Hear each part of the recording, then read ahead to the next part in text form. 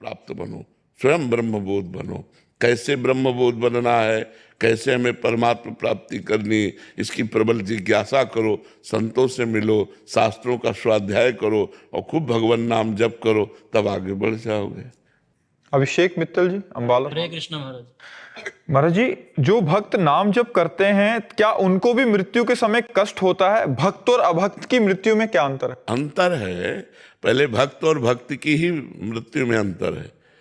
एक भक्त पूर्ण समर्पित जीवन भर भगवान का भजन करते हुए गाढ़ अवस्था को प्राप्त हो गया, तो उसकी मृत्यु के समय ऐसी बात होगी जैसे हाथी के गले से फूलों की माला टूट गई, पता ही नहीं चला।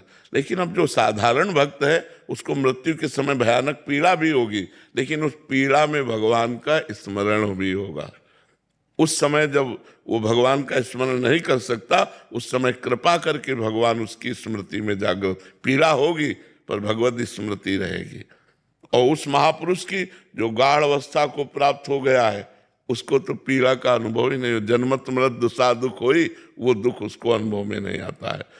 और जो अभक्त है उसको तो हम कह रहे हैं, आपको दिखाई दिया कि दिल फेल हुआ, 1 सेकंड में मर गया, लेकिन वो जन्म मरण से मुक्त थोड़ी हो गया, तो लाखों करोड़ों बार मरेगा, जन्मेगा, उसका कोई महत्व नहीं है।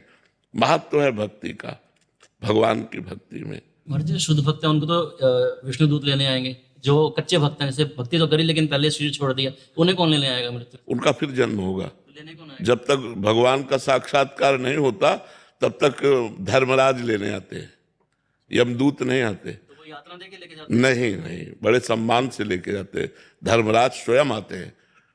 जैसे पतिव्रता थी सावित्री जी, तो परम पवित्र थे सत्यवान जी, तो उनको लेने के लिए यमदूत नहीं आए, स्वयं धर्मराज जी आए थे। तभी तो सावित्री जी की धर्मराज जी से बातचीत हुई।